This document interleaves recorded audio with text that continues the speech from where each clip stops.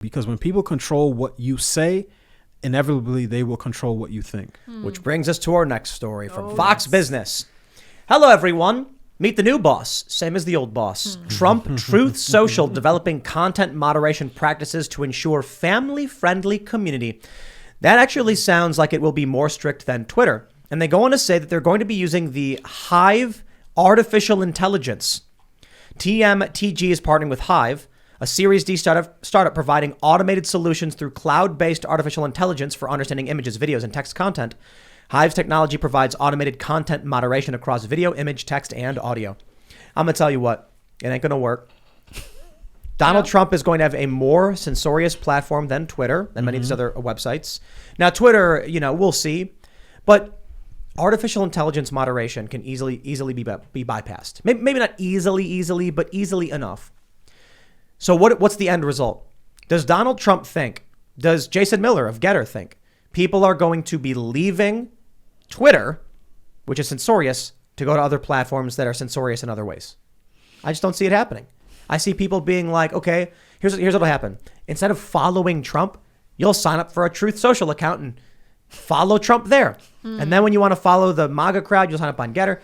And so you know where this leads us to? It leads us back to GeoCities. When everyone just has their own website, they just make it. You click it, it's $15, bam. And actually, I think you get a free account. It's got a little ad box appears on it. That's what we're going. It's like, you might as well not even have social media at this point because everybody's making their own platform. Everyone's going to have crazy rules. Yep. Or maybe, I don't know, Fediverse is the answer. That'll come along with it, yeah. But this one, I'll throw this one to you, Ian. How do you feel about Donald Trump using an artificial intelligence to be arguably more censorious than even Twitter is? I'm trying to find if the code is free or open source. It's Mastodon. They spun up Mastodon, but is Hive, because then they can tack on proprietary stuff onto a free software network, and you've got a amalgamation of free code and private code, and so the entire network isn't free. This makes, I think Hive is proprietary. I'm going to just imagine it is because I cannot find their code base, and that's extremely disturbing. That AI could be doing anything, and you won't know what it's doing or what it's commanded to do. But Trump, I mean, like, that's the funny thing about it, right? It's the red, white, and blue. You go to truth.social, it's red, white, and blue. It's a bunch of fashion. And I talk about this like nationalism is like fascism. It's not the same thing, nationalism. But when you whip up nationalist frenzy with corporations like Truth Social, that's fascist. I mean, red, white, and blue on a social network, that's fascist. Why is that fascist? It has nothing to do with the United States. It's a private company. Has nothing to do with the United States. But what does that have to do with fascism, Ian? They're trying to invoke national fervor to get people to sign up for a private company. For which country? France, Russia, or the U.S.? Obviously, the United States. It's Donald Trump. Come on, man.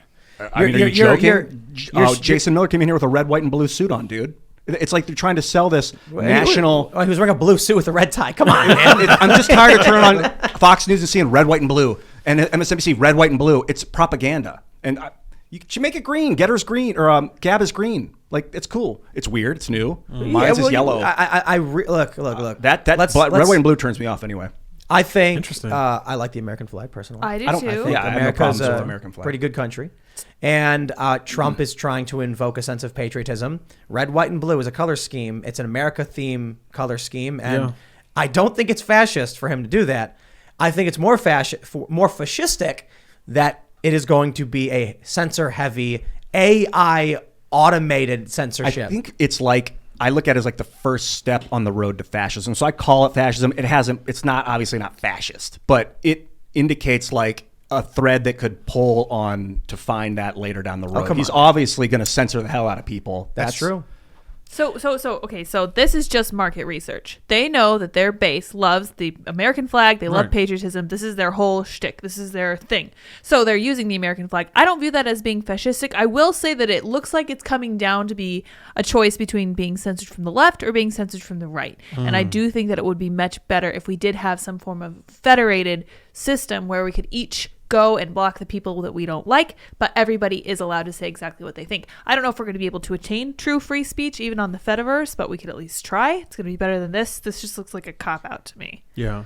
And I think as, as flawed as Twitter is, one thing I like about it is that it does allow for conversations between people with very, very different, political views. And at least even if the rules on censoring seem arbitrary at times, I think it's one of those things we've just become more used to them. And I think that's a different psychological response than going into a new platform with rules that even the people who created the platform can't articulate in a consistent fashion. You know, I think we got to be real about online platforms and moderation and stuff. And I think Ian probably understands this. There's a reason why Twitter bans people. The left. So first I'll get political. The left cannot tolerate, in a general sense, disagreement and aggressive, argument discussion. Mm-hmm. It causes them to. Will Wheaton's a great example. He's like, if Alex Jones is allowed to be here saying words, I'm going to quit. And it's like, okay, well, that's too much. Bye, quit. But when they say things like, hey, someone's harassing me, then Twitter's like, ugh.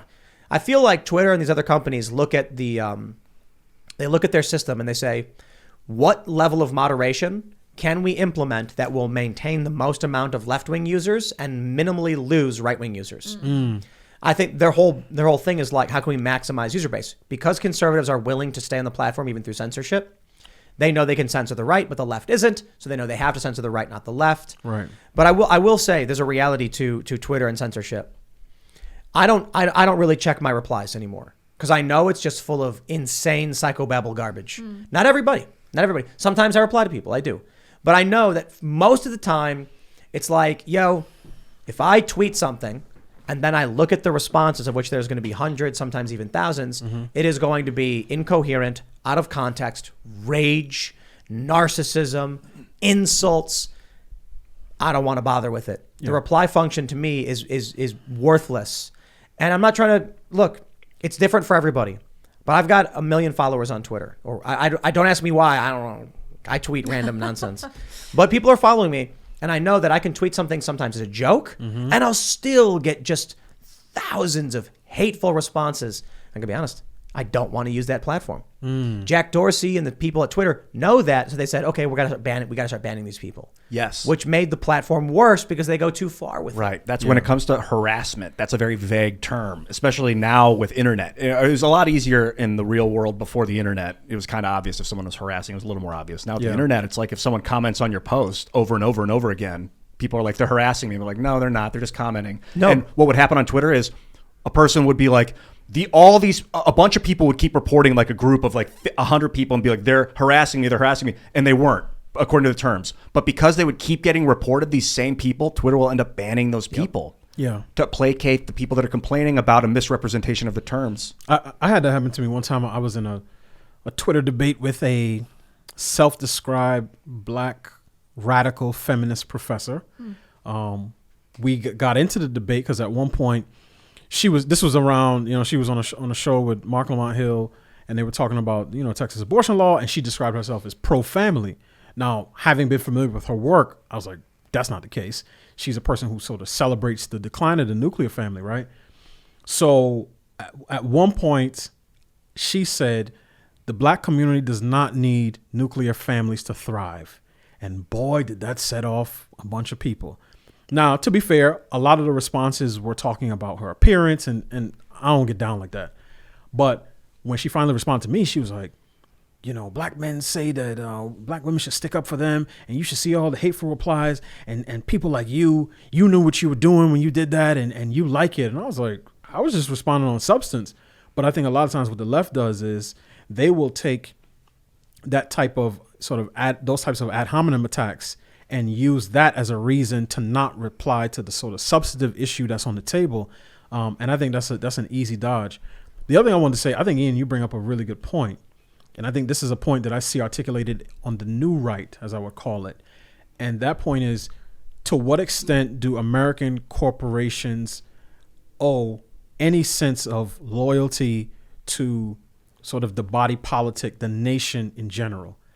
Because I think after decades of globalism and free trade, a lot of people are starting to question whether or not companies like Apple and Amazon and Google are really serving the interests of our country, because they are quick to criticize, Americans in the middle of the country, Trump voters, but are quiet as church mice when it comes to, any type of criticism or perceived criticism of the CCP. So I think that's a question that's bubbling up. And I think there's a way for companies to feel like, no, we're American companies. We serve American citizens without it being fascistic, as you were saying. Well, so one of the components that we've discussed in the show, one of the components of Nazism or fascism was the lucrative merger of corporation and state, but it was cultural enforcement. It was when the entirety of the country was so, in line with nationalistic fervor, the company would have to fall in line or risk being just canceled, as it were, right? One way to put it. We have the opposite of that right now. So we have literally the opposite of fascism. And maybe that's why the left was screaming Trump was a fascist, because he did a little bit in favor of the nation. Now, whereas back then, as it would go, is someone would go to the factory and be like, are you producing steel for the war effort? And then if they weren't, it was like, whoa, shun. Now it's the opposite. Now it's, who's that invisible wrestler guy? John Cena? John Cena. Yeah. So invisible wrestler guy. Yeah. You know what I'm talking about. Yes. He makes a video praising China. Or I'm sorry, apologizing to China. Yeah. And that's the acceptable thing. LeBron James, Mark Cuban, they're actually pandering for China. Look, I think there's a fine line between. I think there's a decent amount of room in between fascism and communism. We can very much be in the middle where we're like, our companies should not be selling us out to foreign adversaries.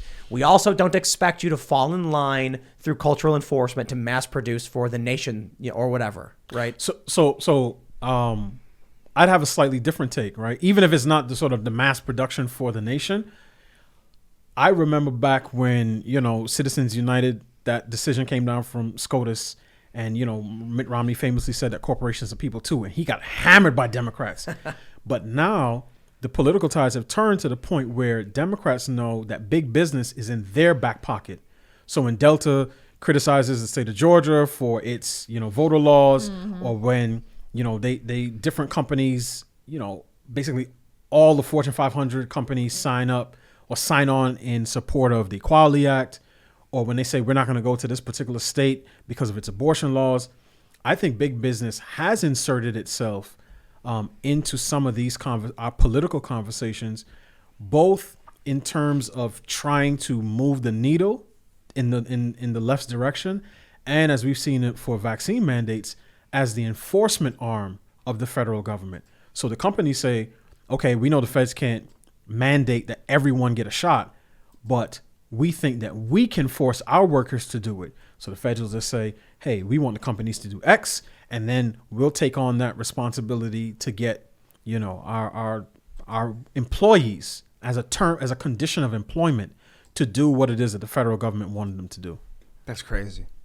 I'm worried about what you're talking about this is a good conversation about corporations and what they owe the country. That, they're based in the United States, but for all I know, Amazon, Google, and Apple are about to pick up and move to China, their headquarters, and just say bye-bye. Money talks, politics is passe. What do they owe? It's all about, like, does the CEO want to stay American at this point? What right? I mean, maybe they owe the shareholders, I don't think it's part of the corporate charter that they have to stay in the United States. Monsanto moved its headquarters, got bought by Bayer, basically merged with Bayer, and now moved their headquarters to, I think, England. I'm not sure where they're at now, but Google's headquartered in Ireland, I think, right? It's smart, fiscally smart, but obviously, but these are not American companies. No. Right. They were started here off of our taxes, our roads, our blood, sweat, and tears, and then they up and relocate. So, what really drives me crazy is when the left is like, Amazon paid no taxes or whatever. And I'm like, I feel like that's kind of a distraction. The real issue is the Panama Papers. Yeah. Remember that? Yeah. And the journalists who exposed it. This is a big deal, actually. The bank accounts in Panama that are popping up all over that apparently belong to Putin's buddy, and all these really, and that's the kind of the story that came up, and no one would touch it. Right. But so, everybody was talking about it, and the journalist died for a week. Then there was another release that got quashed really quickly. But what these companies are doing is, I don't care necessarily about the taxes. I care about the fact that they've sold us out. Period. Yeah. That I'm pretty sure Google's in Ireland. I could be wrong, but they're setting up in other countries. They don't care about us. They don't care about the United States. Google wanted to do that. What was it, Dragonfly or whatever? That Chinese search engine. They were arguing with it. They all want to just be dominant global powers. Right. So it looks like Alphabet, which owns Google, is in Mountain View, California right now. Okay. It's called an American multinational company. What the hell does that mean? That they exist everywhere, but they're headquartered in America. Right. But are you looking up their American headquarters, or are you looking up their actual? I just looked up Alphabet headquarters, Alphabet Inc. You can't look up their headquarters. You got to look up their like place of incorporation or whatever. Because you can have a Venezuelan headquarters. You can have, you know what I mean? Right. And I think where the companies are located is one thing, right? A lot of people, particularly both right and left, would love to see more goods, whether it's PPE, whether it's microchips produced in the United States. You know, bring them to Baltimore or Chicago, wherever. But I think the other piece of it is that these corporations insert themselves into our political conversations, oftentimes against the will of the voters. Like the voters in Georgia elected a legislature and a governor to address their issues. Where are all these companies coming in saying, no, we stand against what the voters in Georgia want to do, and to punish them, we're going to move the MLB All-Star game from Georgia to Colorado. And I think the extent to which these companies, as I said, insert themselves into our political process, that is one of the things that I find to be very, very, very disturbing. So, regarding Truth Social, just a real quick point of clarification. I believe everything I've looked up says Google is headquartered and based in Mountain View, California. Mm-hmm. There's often talk of their Dublin data center, and that's probably what I was confused. Interesting. About. So I assume they would be based in America. America for now. But I don't think they have to like stay in the United States. I don't know how that works. They could probably bail if Sergey and Larry want to say bye. Yeah, it's terrifying. Yeah. When it comes to Truth Social, now we're talking like it's a social network that like has some American. He's trying to show us like it's got American values. It's red, white, and blue. Right. But when I look at it and I see a private proprietary network that is blatantly going to start censoring, I just don't get the American values in it. Like you can slather it with an American flag, but unless you're going to make that code base free, then it's not really a free network. Well, yeah, and the other thing too is that one of the core tenets of American value is the freedom of speech. It's literally in our First Amendment. So I think that it is perhaps a little bit disingenuous to plaster the American flag. I do think it's just a marketing tactic because they know their base, whatever. So it's sorry. No, go ahead. I looked it up. It's called the Double Irish Arrangement. It's a tax strategy used by multinational corporations to lower their corporate tax liabilities. That's crazy. So they don't pay American taxes. Or it reduces their taxes. I think the Irish are upset about it as well because it pulls money from their country. Yeah. It also allows Google to operate and, probably avoid tax in the United States. I'd have to look up the nitty-gritty details. But even outside of that, I don't think Amazon or Google or any of these companies have our best interests at heart at all. No. Thanks for checking out this segment from the Timcast IRL podcast. If you want to watch live, you can check out this channel Monday through Friday at 8 p.m. And don't forget to smash that like button, subscribe to this channel, and if you want more unfiltered and uncensored content with all of these guests, go to timcast.com and become a member. All of these guests you know and love in exclusive segments on our website where we are unrestricted in what we talk about, so you'll definitely not want to miss it. Thanks for hanging out. We'll see you all next time.